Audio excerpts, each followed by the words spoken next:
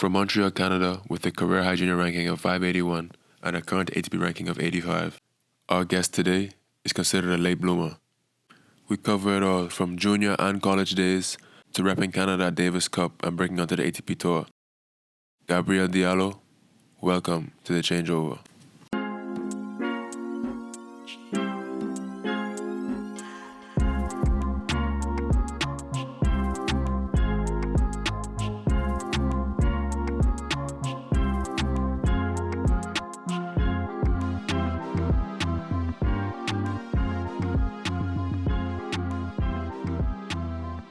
All right, people, the long-awaited Diallo episode is finally happening. The man was in Delray for the last 2 weeks, and we were here as well, and it didn't happen.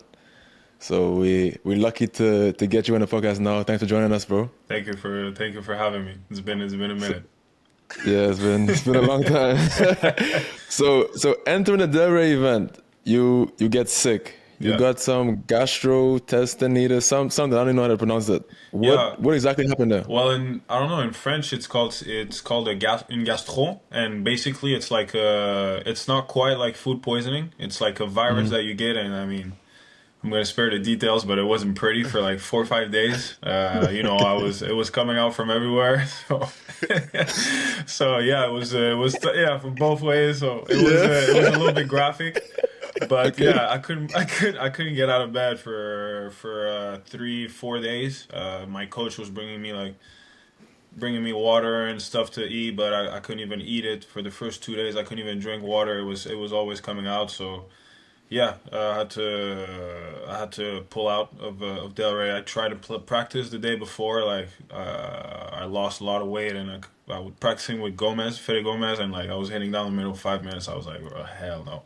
There's no way I'm about to go play right now. And then the next day, try to warm up, and I just called it, and then I took 2 more days off, and then slowly got back into it. Okay, so professional tennis, people think is pretty glamorous. You're in all these nice cities, and you get to play in front of big crowds, and et cetera, et cetera. But you're in so many different time zones, different foods, different atmospheres. How often are you going to a tournament and you feel 100% health-wise, energy-wise? Yeah, I mean, I think for sure beginning of the year, the first, I don't know, the tournaments before Australia and then Australia, you just come off a good preseason, and if the preseason went well and, you didn't get hurt, you feel great, you're ready to compete and stuff. But yeah, it takes a toll on your body for sure, mentally and physically. It's a big grind, like you said, to travel different time zones and stuff. So 100%, I don't think you'll ever, maybe 2-3 tournaments a year, you'll be like, wow, 100%. But yeah, I think every player is always managing some type of injury. Sometimes it's even stuff that happens in personal lives off court that, people don't necessarily know about. So it's about kind of being What's going on, bro? You good? Yeah, I'm good. I'm good.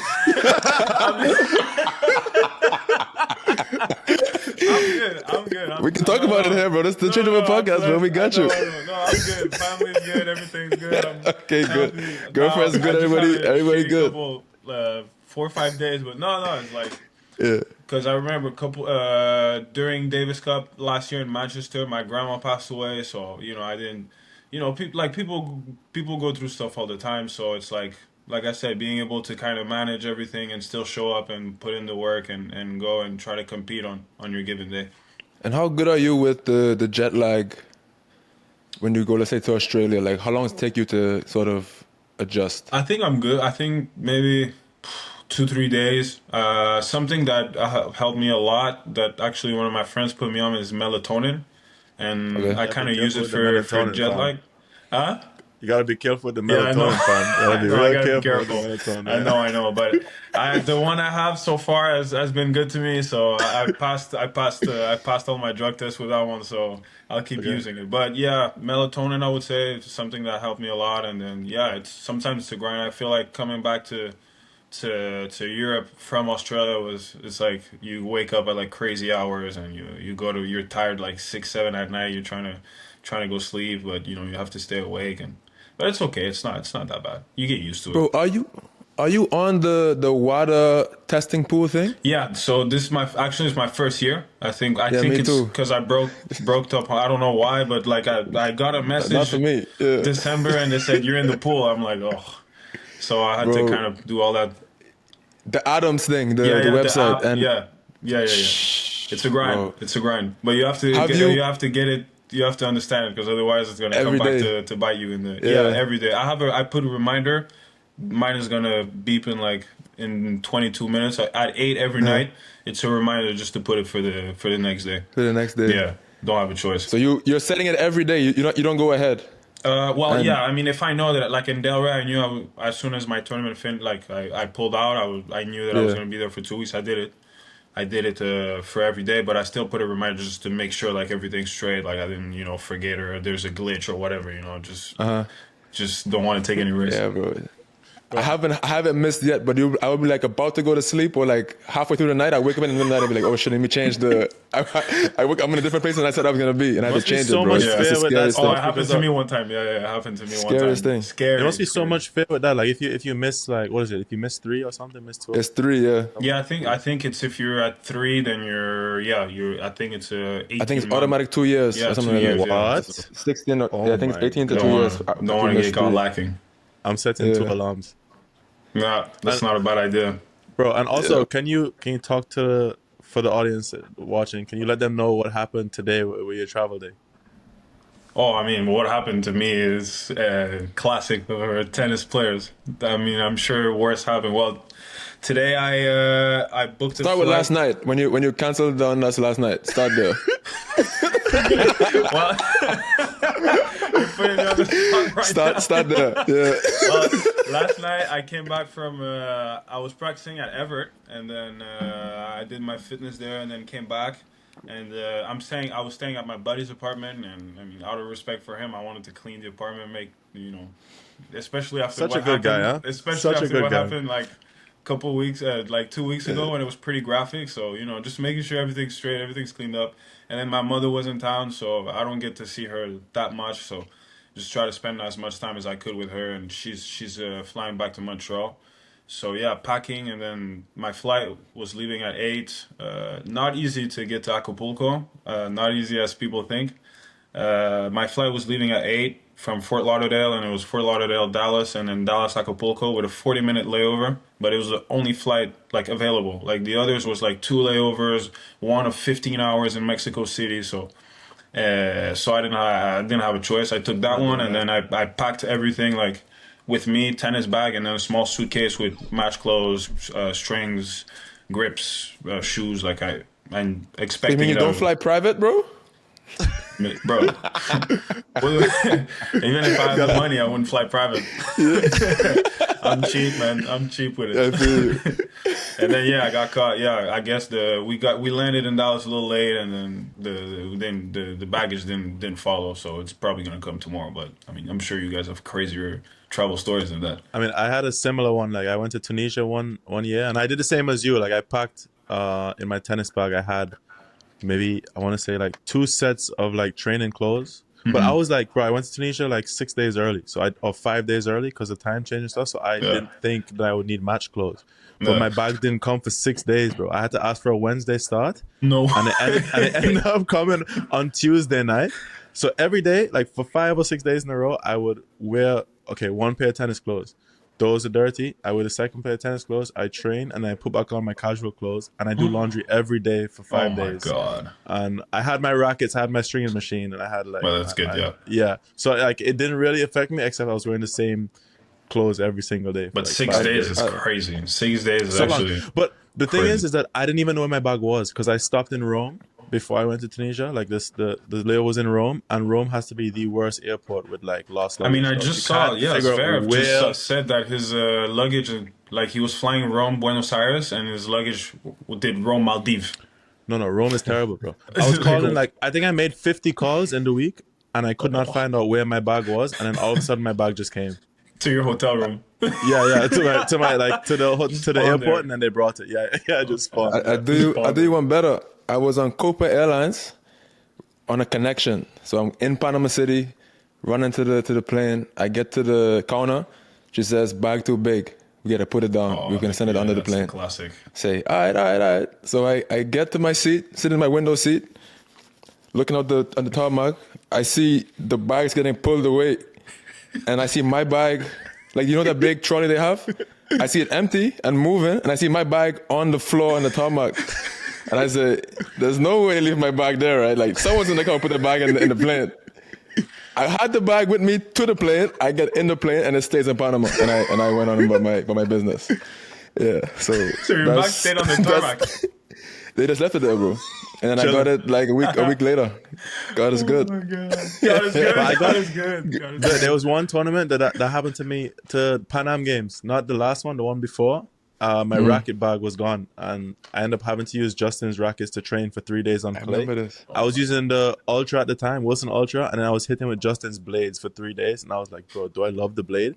And then You switch rackets? bro, by the time I switched to the blade, but like when the match day came, I was like, what racket do I use now? I've just been hitting for 3 Oh, you were days so with the blade. tight. Yeah, which one? My God. Which one did you end up playing with?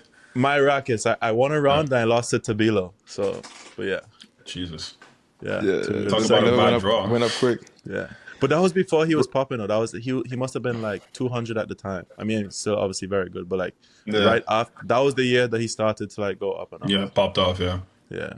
So Diallo, you're fresh off a tough tie, Davis Cup, Canada versus Hungary. Yeah. You had some good performances, but the team lost 3-2. But what does it mean for you to be able to represent Canada on the Davis Cup stage? Yeah, I mean, for me, it's the biggest. This is the biggest stage. Getting called up for my country, it's something that you dream on as a kid, and to have the opportunity to go play for Canada, I'll never say no.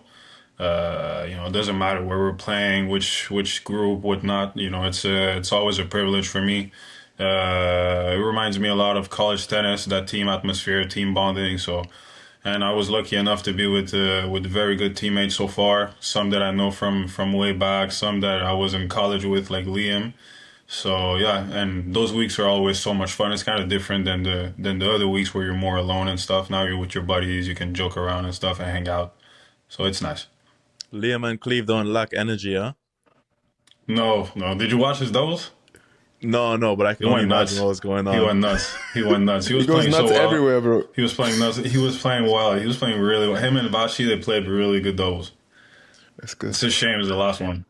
What's the influence Pospisil had on that team?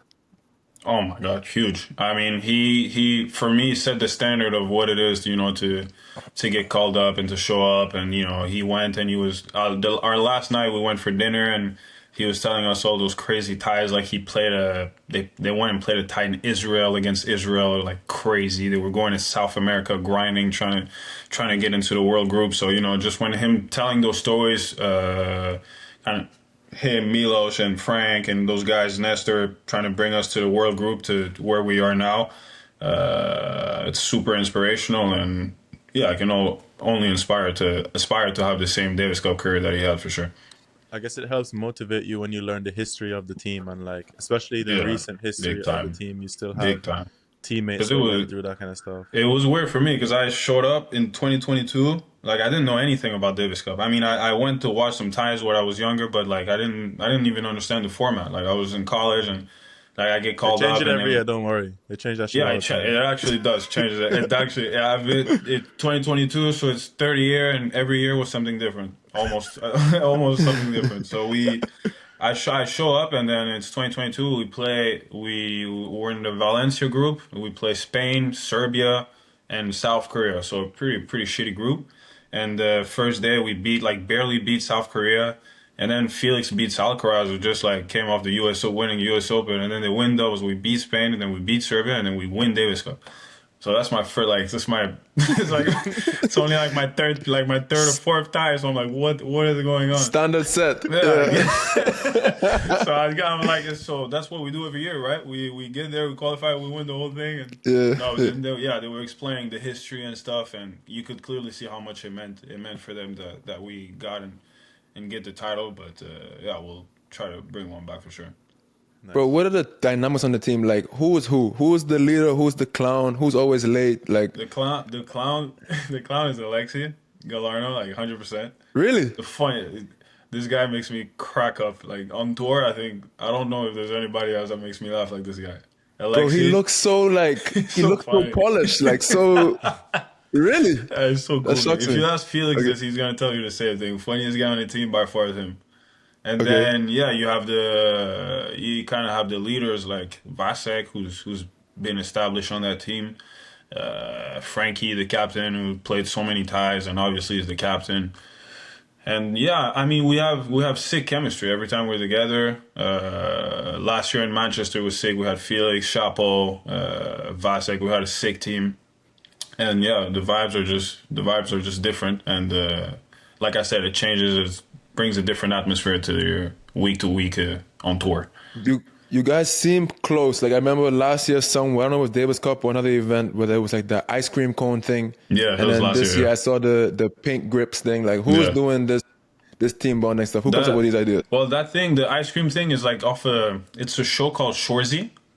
Okay. It's on. I think it's on Disney on Hulu or on Hulu. It's about like this Canadian hockey team, like semi-pro, and it's like the stereotypical hockey player from Canada with the accent and the slangs. And Chapo's a Okay. huge fan of this show. Like watched it, and after we beat, I think it was Argentina or a team in Manchester. Like he suggested that we do the Shorzy celebration. So we all did it, and then the media team came and they recorded us eating ice cream. And then actually the people of the show made us custom made jersey of the No team, way. and we wore them in Malaga. Yeah, yeah. That's And hype. that's how actually Chapo started calling me like my nickname Dolo. That's how it came from Chapo, because there's a guy on the show called Dolo. The only light skinned dude on the show, his name is Dolo. So Chapo was like, "Yeah, I'll call you Dolo." And this guy is actually from Montreal, so it's like, yeah, it's like a little shout out from the show, and yeah, like you I said, think we Shop have just sick, wanted some sick. ice cream, bro. That's what I'm hearing. Huh? You just wanted an excuse for some ice cream. Yeah, That's all I'm hearing. exactly. Just one, and then when he won against Evans and we beat England, like he wanted Yeah. one more scone. After every win, he wanted a scone. So when Chapo and Felix come around, obviously they're the biggest names in Canada tennis for the last few years. Are there egos at all? Is it a little bit No, people on their zero, toes, or zero, everybody's zero, on the same page? zero. Everybody's on the same page. Everybody's trying to do their part for the team. And honestly, like in terms of like playing one or two in Davis Cup, it doesn't matter. Like you're gonna be with this new format anyways. Like you're gonna rotate. Like you're gonna play the one and then you're gonna play the two. So it really doesn't matter. Everybody's trying to do their part. At the end of the day, we just want the team success, and whatever that requires us to do, we'll go ahead and do it to the best of our abilities for sure. Bro, Justin, it's Canada. It's the nicest people on earth. Canada's got to be Yeah, the that's true. nicest people on earth. That's true. That's true. Well, actually, So we booed the national anthem in hockey, so I don't know. I don't know what was Oh, that. really? I don't know. That's not That's normal new. for Canadians. Yeah, the U.S. anthem. Yeah. So the first over underrated was gonna be about team chemistry, but obviously it's underrated. Yeah. But what I want to know, so on our maybe 3 episodes ago, we had Colo Monsi on, and he said that the best team bonding was a night out. Do you agree or disagree with this? Yeah, I agree for sure. A night out it's always fun. That's how this podcast came to be. Yeah, that's true. Over Night some out, team bonding. It started with a night out in Montreal. Bro. So, what's a better night out? You win Davis Cup and you're in Malaga and the boys go crazy, or you win a tie at home in Montreal and you go out? No, winning the Davis Cup. Winning the Davis Cup is How was that night out? I don't remember much.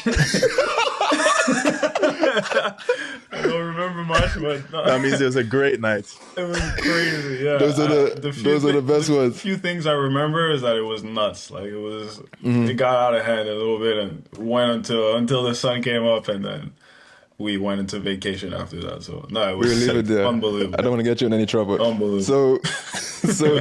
So speaking of team chemistry, Davis Cup, I would argue that the University of Kentucky is like a mini Canadian Davis Cup team. Yeah. Why does the whole of Canada go to UK? What's up with that? I don't know. Well, the first one I think was that really made it, like, was a really good college player. If I'm not mistaken, is Bruno Agostinelli, who was a coach at Tennis Canada. He went in like I think '09 or '08, and he then became a coach at Tennis Canada.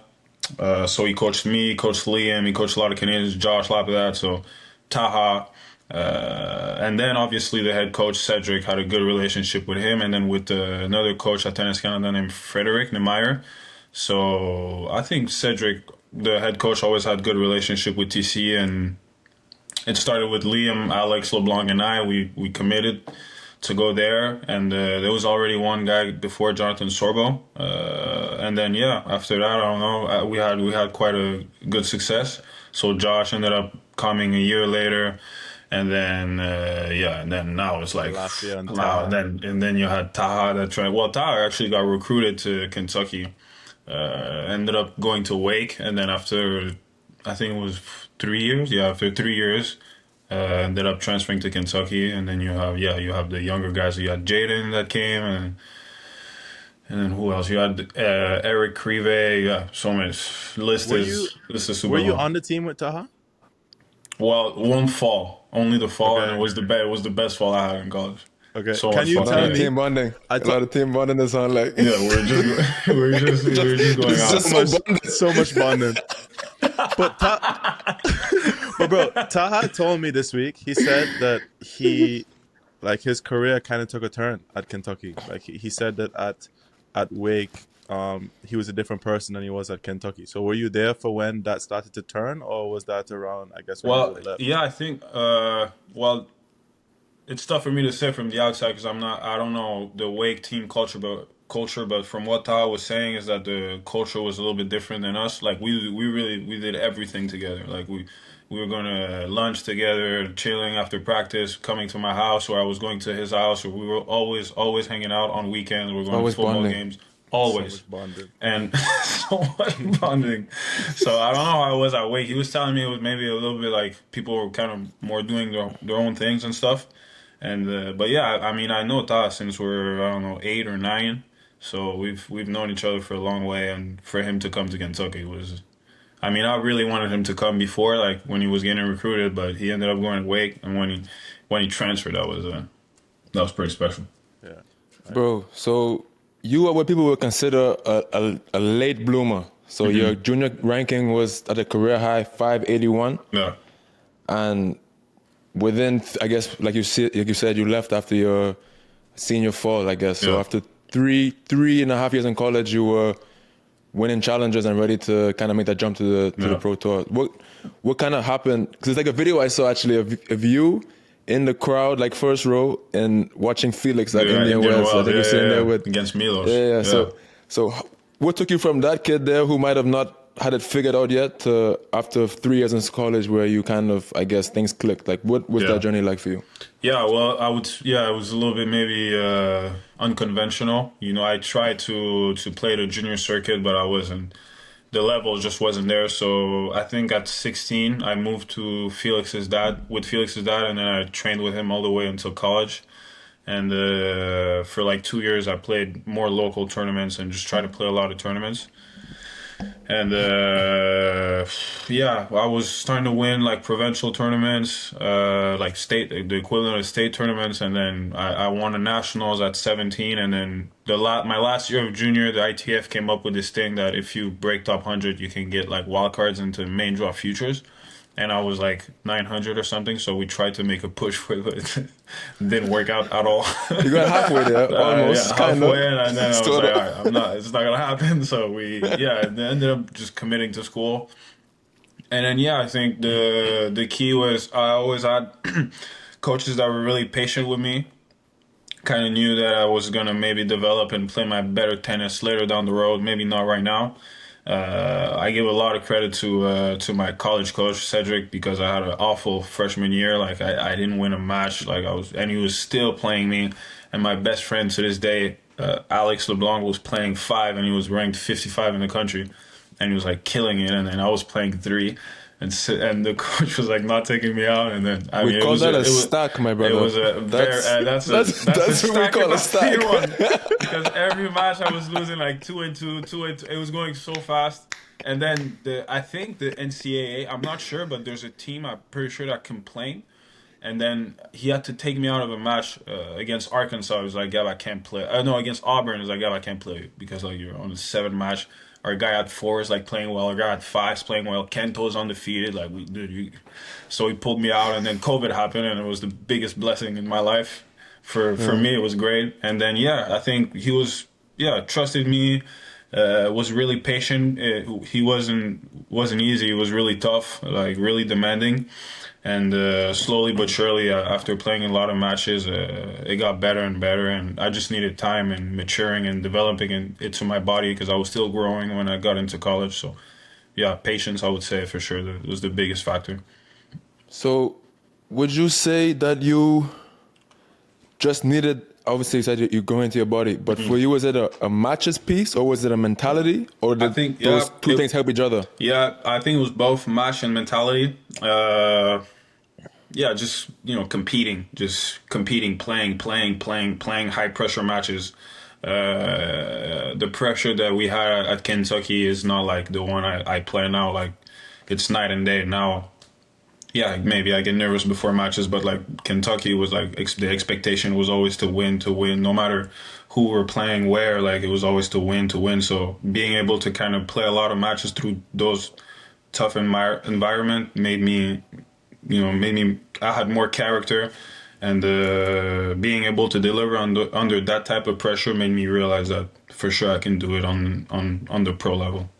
You know, it's pretty funny. It's like, a lot of people think of college tennis and the coaches need the results now. They need the team to win now, win today. So, like, I feel like in the past, the coaches were very short-term, like, goal-oriented. Like, they needed the result right away. So, for you to play a full season where you're not doing as well and you still are allowed to play match after match after match, it's probably, in the long run, good for your development. Maybe if your confidence is low and then you start doubting and not working on the right things, then that would be an issue. But as long as you work on the right thing, you're having so many opportunities to play match after match. If you do that in the pros, you're playing one match in the week and then you're done. But in college, you get to play, multiple a week and learn a lot. So it's probably good 100%.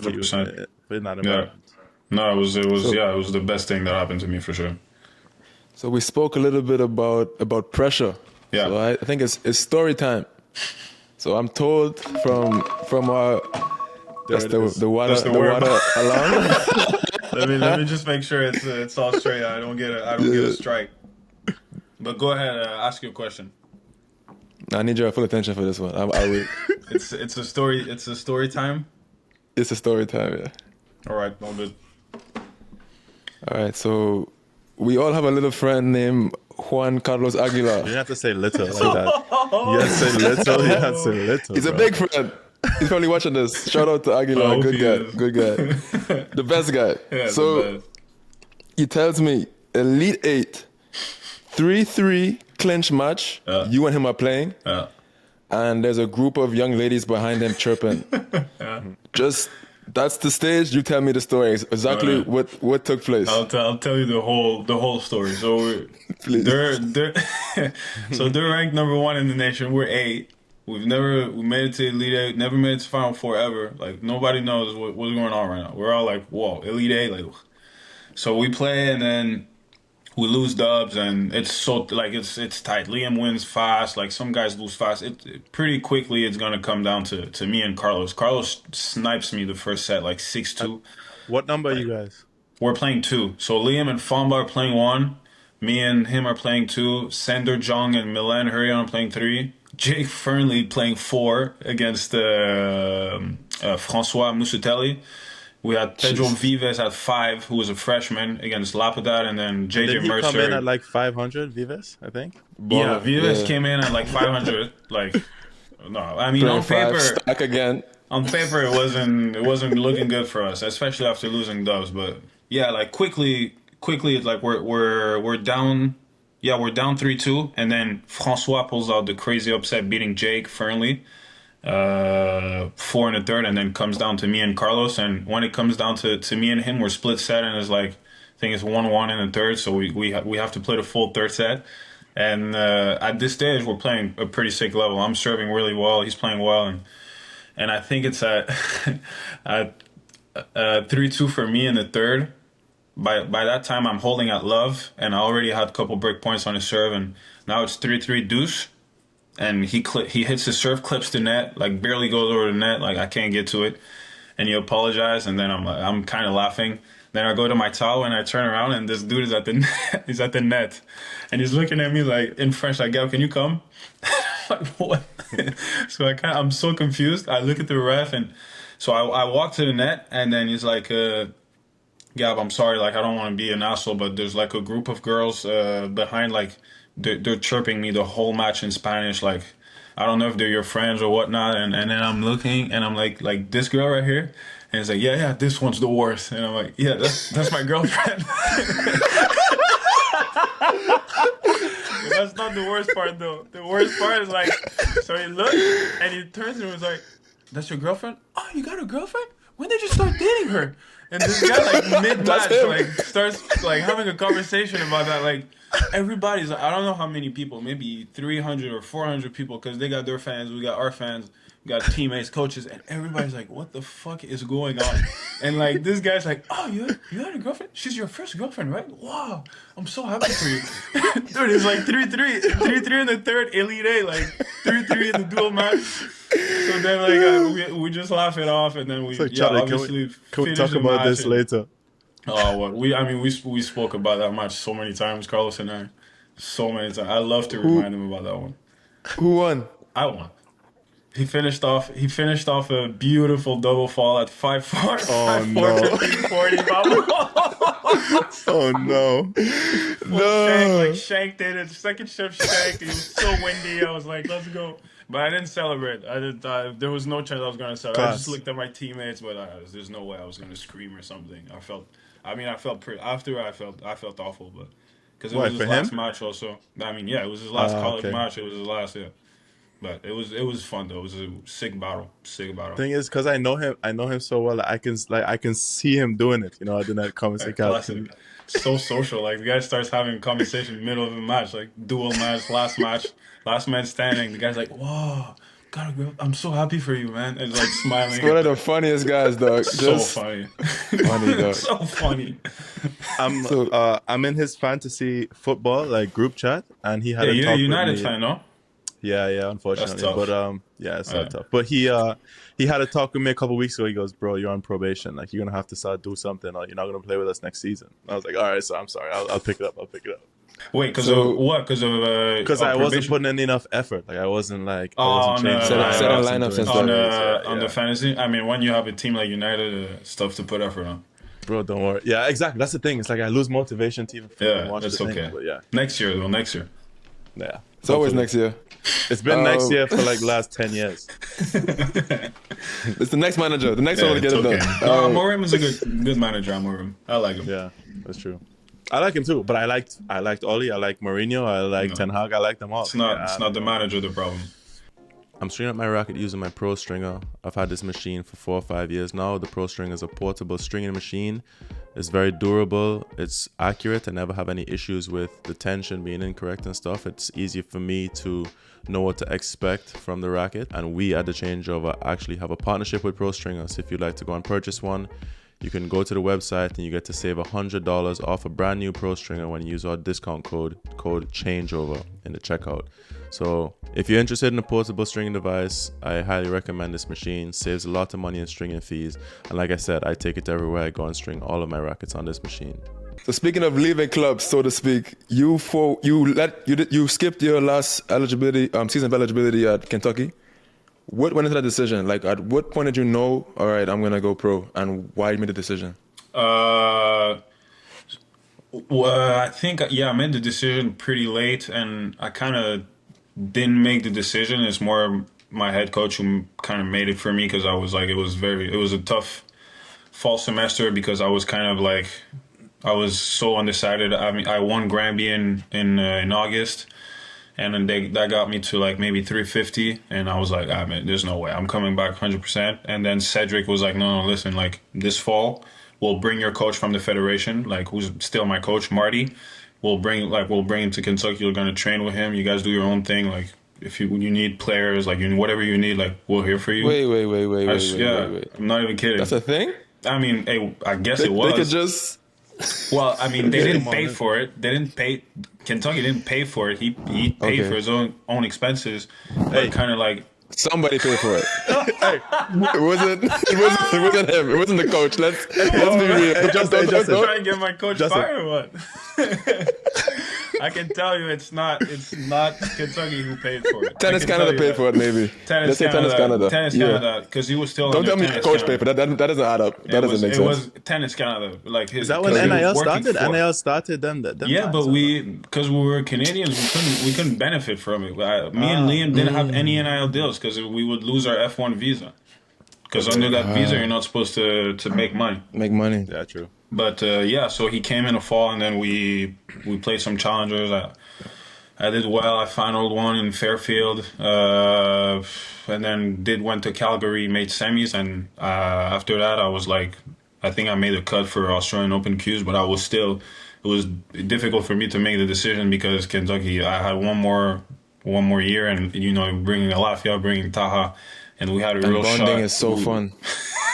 That team bonding, I was gonna miss it for sure. But I thought we had a great team to make a push Sick team. for the title. And Cedric told me, like, listen, you gotta go. It wasn't an easy decision. It wasn't an easy conversation, but he was pushing me really to go because I was gonna play Australian Open Qs, and I had a nice window with no points. So I kind of made a decision in beginning of December, end of November, beginning of December. But How different is it? I guess was it then? Like I think everything was kind of new. I mean, you were doing well in Yeah. these tournaments, but it was like it was all runway. It was all like everything was to gain. Yeah, it was and then bonus, exactly. You're now I guess almost 2 years in, and now you're defending things. You probably have new higher goals. Like how different is the feeling of entering events now than it was, let's say, back in your last college fall and spring? yeah, well, for sure. Like you said, it was more like it was a bonus. It was okay. I'm here, but I'm going back to school after. Like I get the opportunity to go play a challenger. It was a huge deal for me, and I was playing super loose with nothing to lose. And yeah, obviously the dynamic kind of changes after that. When you start to having to defend points, and now it becomes actually your full-time job. Like you're playing to try and get your ranking up, try and get better.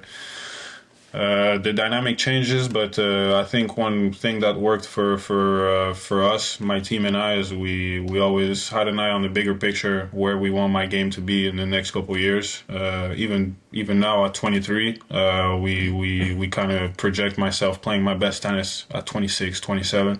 So I think having this kind of thought process helped me a lot to, especially for my game, it was a pretty big game. You don't want to go and play and kind of doubt your shots or be tight. Obviously, you're going to be tight, but you want to be as loose as possible and try and be as lucid as possible. And I think that helped me out a lot. What do you think you can develop the most in your game right now? What I can or what I did develop? Like, what is there still to develop Okay. more? Because I think you've done very well. Yeah, I think win more points on my second serve, which maybe sounds crazy at my height, but try and get more points on my second serve. Get better on try and win more points on second serve return, because I believe that's where everything's played. When the other guy's serving his first serve, he's going to win 60 to 80% of the points. So it's pretty unrealistic to try and win 60% on the guy's first serve, but where you can try and win the most points and where it actually makes a huge difference is on second serve return. So try to find something that can get you to win more points. For me, it's maybe try to be a little bit more aggressive with the return, try to do a little bit more, try and get to the net in the returns. For some other people, it's building their points and just making the return, and then once they're in the rally, perfect. So just try to win more points on second serve, and obviously keep improving my transition game coming forward, closing at the net and stuff like that. I see. Sorry, go on. Okay, I see guys seem to have very good backhand returns these days, especially off the kick serve, and that's kind of what we learned growing up is the safe serve. But then I would see now Novak will mix in like these hard bodies or like these actually slice second serves. Are you trying to develop more ways to hit second serves to get more 100%. points out of it? 100%. Mix up your zones. You don't want to be, especially against good returners who can pick up tails quite fast. You don't want to be predictable.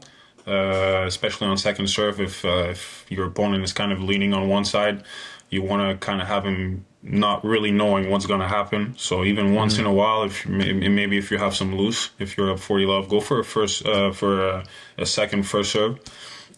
Mix up your zones and sometimes throw in a serve and volley. Just try to be unpredictable so that the guy doesn't get comfortable. Because the worst thing for a good server is that you feel like the guy's on every single one of your serve, returning deep, and like you can't have a +1. So yeah, definitely mixing up your zone. It's something that Novak does super well. Never serves twice at the same spot. Like I think he's like 45% wide. No, maybe not 20 something or 30% wide, another 30% body, and like mixes up his zone super well, so makes it unpredictable. And in terms of the return in the second serve, you said you like to be, or you try to implement being aggressive in the second serve. So is the idea for you like you're going to impose your game on the other person so that at some point there's a crack, or like because I feel like if you're being more aggressive, you're gonna make more mistakes, obviously, and that sort of stuff. So is it the idea that you're just gonna keep putting the pressure on the other side of the court, and if they make a mistake and get in a hole, then maybe they feel a little bit more pressure, like at a love 15-30 kind of thing? Is that what you think about? Yeah, there's different ways for sure to apply pressure. You can apply pressure with brute power off the return. You can apply with positioning. You can apply with like a speed of execution, or with your precision, with your targets. So I think what I mean by being aggressive is to make sure that the ball that I have after is kind of a ball where I can start to maybe move him around or dictate the point. So sometimes you'll see me out. I'm going to return really far back, but I'm going to, rip it because I have more time and more length. But sometimes I'm going to take it early and just trying to hit it, not necessarily harder, but hit it fast off the rebound on one side or another, so that when my opponent lands, he's like the ball doesn't come at him. He's kind of has to go one way or the other. So yeah, there's different ways you can be aggressive and try to kind of like on the serve, be unpredictable as well, so that when the guy's about to serve, he doesn't know what's coming. He doesn't know if you're going to stand back. You can show him that you're standing back and then come in. You can show him that you're in tight and then you back up. You can even hit and return, hit and come in. Sorry. So I think those different ways can, just like on a serve, you can make your opponent break down the return, and it goes the other way around for sure. Yeah, I think that's me also. That's a big area in my game. Like now, I mean, I play doubles, so it's even more important, I feel like. But I was talking to Justin because I took a few second serve returns yesterday, and I would run around and take forehands, just try and be aggressive. But I did that after the toss. So it's like the toss would go up, and then I would like take three steps over. Yeah, he doesn't see me, so that'll work sometimes. But then Justin also said to me, like, maybe sometimes show him. Like sometimes stand there before and show him that you're going to take a forehand and 100%. See, like maybe they try to change or whatever. So there's so much of that stuff that I think that, I can get carried away with trying to execute a good return rather than make them try to do something different, make them think about my return rather than me thinking about how to make a return 100%. In a certain way. Yeah, you can start to get lost a little bit, and definitely happens to me as well. Like now you start to overthink, and you're like, okay, well, I'll show him this, and then when he tosses, I'm going there, and then you kind of lose yourself a little bit. So yeah, it's like finding the right balance, what works for you for sure. Bro, next one, overrated or underrated? The physicality of Grand Slam events, because I've seen, obviously you play 3 out of 5 sets in the main draw, but there's a year you made the 3rd round from qualies. Like, how physical does it feel in comparison to the other tournaments playing at the slams? Yeah, it's much more physical. I would say underrated. I don't think people realize it's not. Coming from qualities already, it's one thing. Like, you have already your wear and tear. And I was fortunate enough, I brought my physio there, so that was like, he was helping me so much with like the recovery and all that stuff. But yeah, it's tricky, but in another way, because it's a slam, you have that other extra adrenaline that you didn't know you have in yourself. So, you can play a 3 out of 5, and after maybe 3 sets, you're like kind of gassed, and you're thinking, wow, there's a chance I'll go 2 more sets. But then you kind of catch a second wind, and then all of a sudden you got a burst of energy. So, I mean, I think it's fun. It's fun because you kind of discover yourself. It's a big challenge, especially to play a 5 set.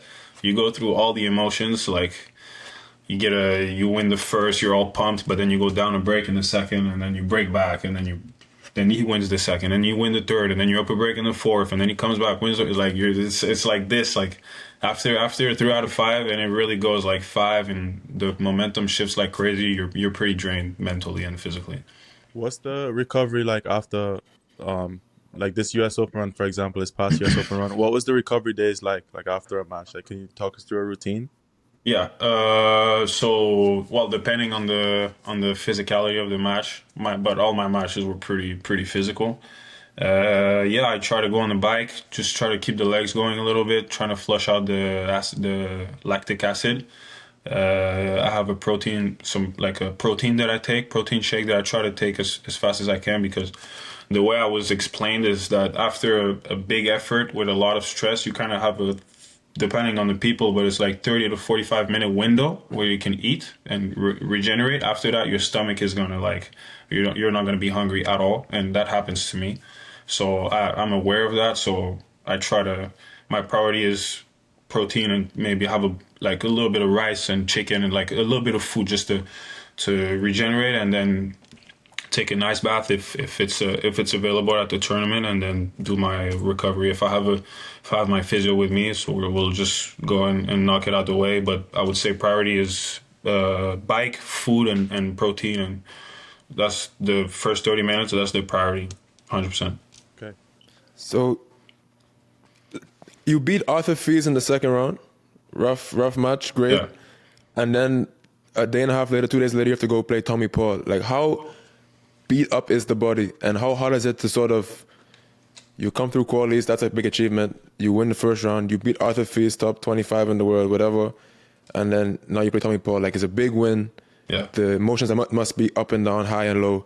How do you recover mentally and physically, and like, how does the body feel going into that third round? Yeah, well, it's you kind of have to manage it. So after my match against Fierce, I felt better than after my match in the first round, because my match in the first round against Montreal, I was actually cramping, like nervous cramps, because it was my first my opportunity to get my first win, and I was super tense, super hyped up. So I ended up kind of cramping a little bit in my arm, and then after the match, I was cramping and starting to feel like I was cramping a little bit everywhere. So that recovery was a little shitty. But then after FIS, I felt better physically. But the next day, I went out there and hit for not even hit. I was just fucking around with my coach on court, not doing much for 30 minutes, and then did a big recovery day, and then.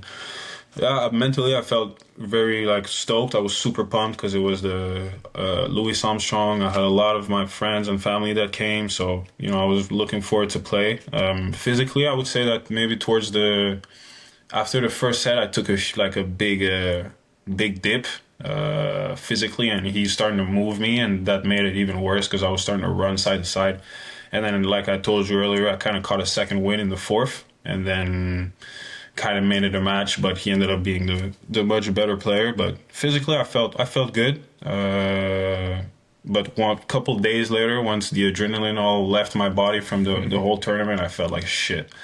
I felt like my body was killing me. Mentally, I was drained, and then I had to go quickly. I took 3-4 days off. I went to LA, and then I went to Manchester for a Davis Cup. Yeah. So for you, would a big jump as well be the physical side? Like, if the body can, let's say, last longer in 3 out of 5 situations, then you can obviously go further in tournaments. Like, how much time, or how important is the fitness side for you at the moment? Yeah, super important, especially for my body type. I'm tall, and I move side to side, so the demand on my body is a little bit higher than other players. So we put a lot of work into fitness in the off season, but even towards the fall last year when I was making a push, we were doing fitness even after matches, that was the best way for injury prevention, we felt like. And actually, I felt really good in the fall. I played a lot of matches back to back, and I didn't catch any injuries or anything weird. We were doing nothing crazy, obviously, after matches, and was depending on if I played a 7-6 in the third. Obviously, we weren't going to do it, but yeah, a little bit of 25-30 minute strength, nothing crazy heavy, but just to kind of get the muscles going. And I felt like that's when that helped me the most. One more overrated, underrated for you. Yeah. Poutine. Poutine? Over or underrated? Oh, I think it's overrated. It's not I that agree. good. Thank you. It's overrated. Thank you. It's I had it and I was Poutine is like, what, the mayonnaise and potatoes? the fries with the gravy and the cheese, the cheese and it's all right. yeah, Like, I mean, it's okay. it's the only thing we have realistically in terms of food. Like national dish, it's pretty sad when that's our national dish. It's pretty sad. What's trash too is Canadian bacon. I don't know if that's a thing in Canada for real, but like in the US, you can buy Canadian bacon and it's just like ham. It's just like I don't know. I know we have maple syrup. That's that's the That only thing too. that's good that I really like. Justin, But the rest, do not it's say anything bad about Canada, all right? And not no, Montreal. I love Canada. Definitely though. don't say anything bad about Montreal. Yo, especially like Did you guys like it when Montreal, you came in the?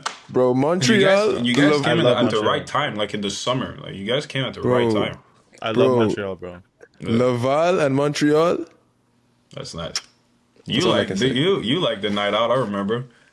You didn't mind it. I wasn't there. Jody was there I'm with talking you. about, me. yeah. Yeah, it was a Yeah. good time. Can you believe this guy left us to go to another club? I do believe it. No, don't do do believe that. it. Don't do that. Don't do that. I do believe it.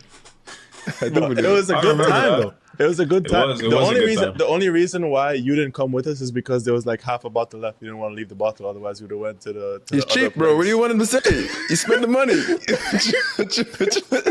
Bro, unreal, man. If I paid something, I want to have the whole thing. Justin would have enjoyed it too. That place we went to had like Yeah, rap and Justin hip-hop would have and, liked like, it, yeah. it would have been fun. It would've been Carlos loved it. Bro, Carlos loves he Carlos loves it loves all. it, yes. He loves it all. He does. He does. Carlos likes You it should too. have seen him. You should have seen him last weekend. In Delray, yeah, he told me. Yes. Oh my goodness, he needs to calm down. He told me. He sent me a vocal the next day. He's like, "God, man, I fucked up." That's so bad. So funny. Okay. Breaking the top 100 in the world. Yeah. How different is it to start the year playing ATPs versus starting the year playing challenges and futures? Like, how different is it going straight into the deep end right from the beginning of the year with no, let's say, no run up into the tournaments? I mean, it's not. I've been exposed to it before. Like last year, obviously, I played slams and I played ATP events. I played really good players in Davis Cup. So, but I mean, off the back, yeah, you have to be ready. Like every match, the margins are so small. Like it's ridiculous. All the matches can be played within 4 or 5 points. So, you have to be really sharp mentally on the given day. It's not every day that you're gonna feel your best tennistically, like we talked about physically. But on that given day, you got to make sure that you're super sharp mentally and that you battle your tail off and. At that level, sometimes you can play a really good match and still come up short. So just make sure you're okay with that. And if at the end of the day you can look yourself in the mirror and be okay and say I gave it honestly my best and he was just a better player, then that's too good. But I think it helped me a lot, and I had a good start of the year so far. Good. Besides the gastro, whatever. Yeah, the besides two this side quest, this little side quest. Bro, there's this idea that once you make top 100, like, life is unreal. Like, the money's crazy, whatever. But can you explain to people what it's like? Let's say, okay, you make the round of US Open. It's a pretty big check. But how much are they just taking off the bat when you leave the tournament? Like, what percentage of that money are you going to keep to take home with you? Well, it all depends on, first of all, on your living situation. But at the source, each country they all have their kind of tax system. In New York, I think I got taxed between 30 and 40%. In Australia this year, Australia is the worst. Australia, I was gonna get taxed this year like 60%, but they do this thing in Melbourne at the Australian Open is you keep all your expenses for the whole. If you played in Australia, like the 2 tournaments before, I didn't. I played Hong Kong and Auckland, but let's say I would have played Adelaide and Brisbane. All those expenses you keep them, like your coach, physio, food, hotel, everything, flights. and then you kind of make a little Excel sheet, and then you send it to them, and all your expenses are going to be deductible from your prize money, which is super nice, and then you get to keep. Oh, my coach You know, makes you toss- 50K a week. Exactly. you toss My more money on My the coach makes. My coach is My on coach a is so expensive, bro. 50% bonus because I won a round. Like you know, you can go crazy. But now they're starting to realize that some people are starting to lie on that shit. So they're cutting off a little bit. But like you know, you just put your expense. It's expensive to go there. You know, you're paying flights and hotels, and you're not staying. I flew private, like crazy. I like, wish. I flew Air New Zealand, unfortunately. But no, yeah, you kind of you throw everything out there, and then you get a pretty big. I ended up getting, I don't know, tax like I lost maybe 10 or 15% of my total prize money, which is really good. Yeah, that's good. Yeah, that's nice. Yeah. How was Wimbledon? Wimbledon is rough or no? Wimbledon, I played Quali's brother. Oh, you didn't? It's so low that you don't even get taxed. You're like, yeah, here's your check, and then you know have a good life. No, you're not even at the main Wimbledon side. You're at Roehampton. So. Roehampton. No, Yes, they it's don't. different. You know, but I think in England they kind of have a different tax system where they actually tax you on your sponsors as well, on your that. contracts. So that's why some guys prefer to go play Halle because you know they don't get taxed on your sponsors, on your textile rackets, whatever. So I know that Great Britain do that. Great Britain does that. They're just England. taking you're it saying, from like, you. if- Every angle are just taking it from you. Yeah, they're trying to, because you used our land to promote Nike or Adidas or Babolat, Wilson, whatever. So we feel like you need to give us 30% on that contract. So yeah, it's rough. That is terrible, bro. Yeah. All right. Last question I have for you would be: do you consider yourself a serve bot? I don't know. I don't think on paper I don't have one of the best serves on tour. So it's tough for me to say that I'm a serve bot if the numbers don't lie. So if I'm not in the top 15 or top 10, I don't know the numbers, but I'm fairly confident that I'm not in those. That you So aren't on that list. I don't. So it's tough for me to say I'm a serve bot. I can return. I'm all right returning. I try. I try to make it work, but no, I think I'm like a bootleg serve bot. Okay. A Walmart serve bot. Yeah. Almost. You're not quite Pericard and Opelka No, yet. I'm but not. No get way in- near those get in guys. Yeah. Get in there. All right, I got some IG questions for you. Yeah. So Ibi asked, what did it feel like to battle Arthur Feast at the U.S. Open? I was sick. It was sick atmosphere. Stadium court 17. Making the third round was huge. I played lights out. He hit two unbelievable shots in the second set breaker that killed me, and I still think about it today. But apart from that, it was great. And Andre asked, how did you go into the match against Tommy knowing you're not the probable player to win?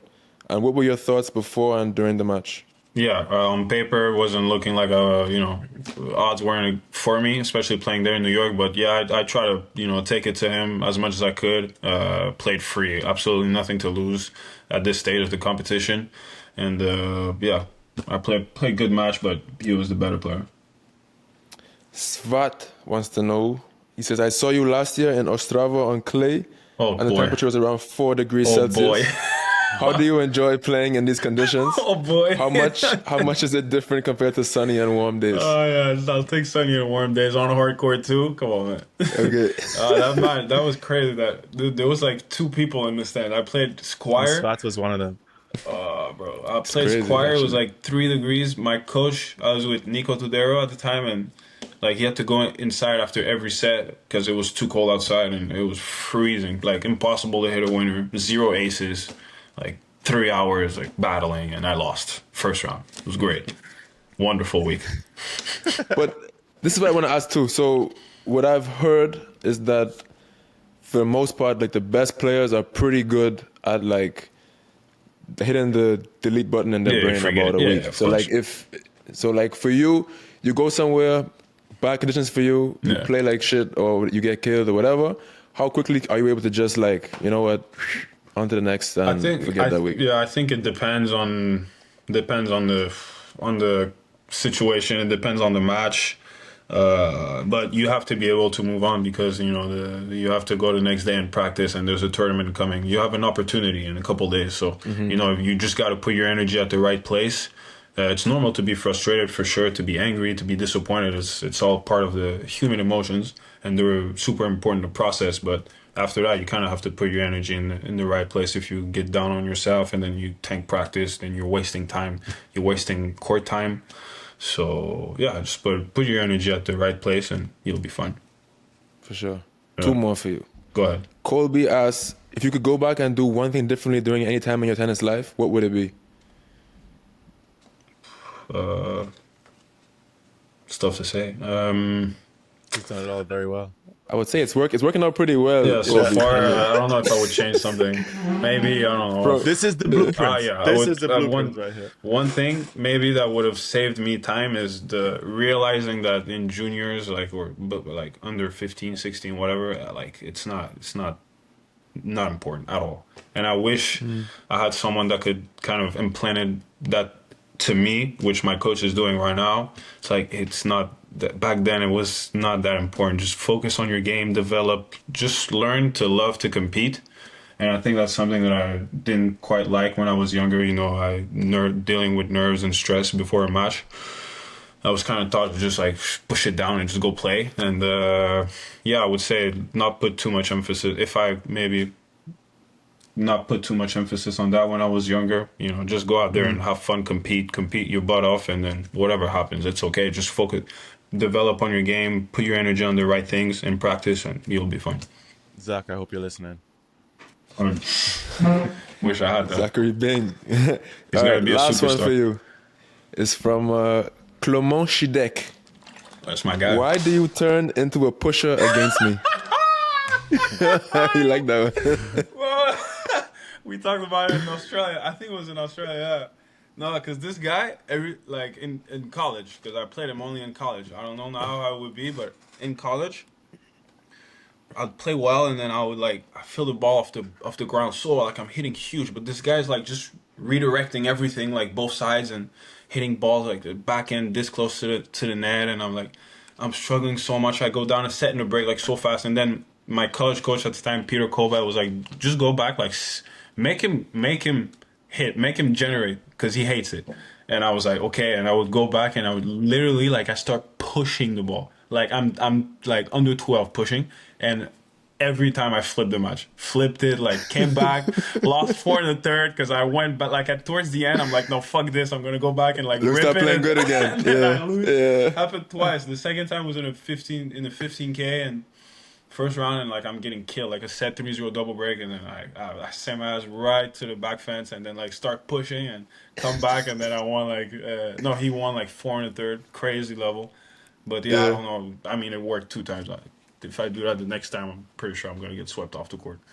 And now for the main event, QUIZLET.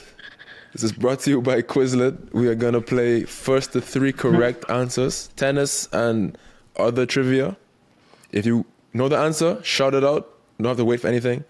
If you get it wrong, Jody can rebut. All right. Then if you guys are both wrong the first time, you can both try one more time. And if you're both wrong twice, go to the next question. First 3 correct answers, and we'll have a winner tonight. Perfect. Do you understand the rules? Good Are we luck. ready to go? Yeah. Good luck, brother. Question number 1. Why are you smiling like that? Who am I? Bald-headed legend of the game. Bald-headed, you said? Bald-headed, yes. Oh, this guy's already starting with the communication, the connection issues. He's acting like it's the Wi-Fi. Fuck. All right, come on, bald head. He has no hair. All right, go on. Career high, world number 3 in the world. World number 3 in the world makes no sense, but yes, you understand what I'm saying? Davidenko? Yes. Wow. What? Let's go. What? These Canadians were they different. Him and Paxton, man. What is that about? Nikolai, I was gonna say from Russia, won 3 vs 1000s, beat Del Potro in the final of the 2009 ATP World Tour Finals. No. How did that happen? Nikolai Davydenko. The man is a tennis genius, man. I love that. Oh my Question word, number 2. bro. All right, come on. Question number 2. 1-0 Diallo. Which racket brand has the most male top 10 singles players? Listen. Nope. Head? Yep, they have 5. Oh shit! Half the top 10 is head Count players. 3. Didn't even count 5. I said 1, 2, 3. Okay, head. Yeah.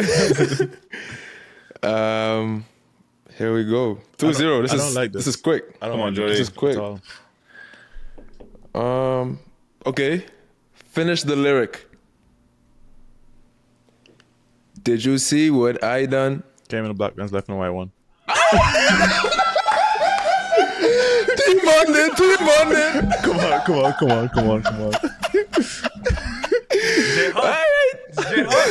Come on. Okay, 2-1. J Hus ugly in it. If you're driving 60 miles per hour, Yeah. how long does it take for you to drive 7 miles? 60 miles per hour. 60 miles per hour, 60.